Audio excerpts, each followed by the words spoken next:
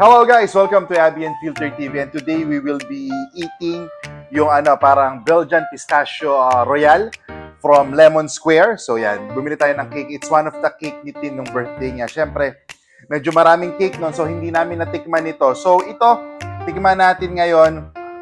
So yan. Ano ba to? Kita nyo naman, obviously galing sa birthday ni Tin, no? May happy birthday pa. So buksan natin. Okay, yan. May tape. Okay. So yan, so bago natin siya makain, we need to remove the outer cover, yung plastic. Yun. Okay, so we can see meron siyang moist cake dito sa ilalim, and we have, I think this is a pistachio cream doon sa gitna niya.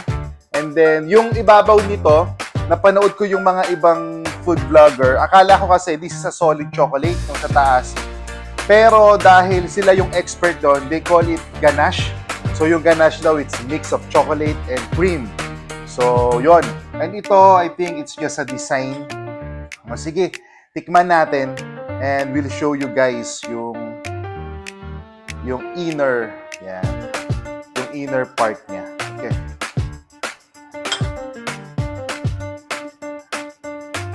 Yan.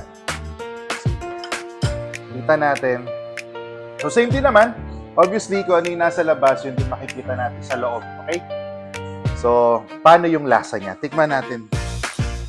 Sige. Siyempre, titikman natin na sabay-sabay yung 3 layers niya. Yung chocolate, yung pistachio cream, and yung ganache.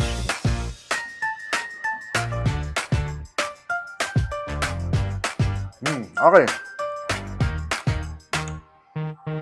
Merong yung cream, yung pistachio cream, of course, merong merong nutty flavor na malalasahan mo talaga siya. I think there's a hit kung ano yung natitikman natin or yung nalalasahan natin doon sa sikat na Dubai chocolate, yung nauso na may pistachio. Nasa dulo ng dila ko yung tawag pero nakalimutan ko. So, yan. Tapos, okay. Tama yung mga food vlogger na nag-review nito. Pistachio cream niya, para siyang ice cream na light. So, parang whipped cream na light. So, ganun yung texture niya.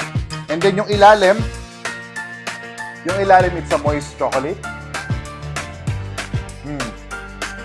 Sabi nga nung isang pinsan ko, tawag niya doon is fudgy. Yan, yung fudgy daw yung lasa. Oh no, the texture, sorry.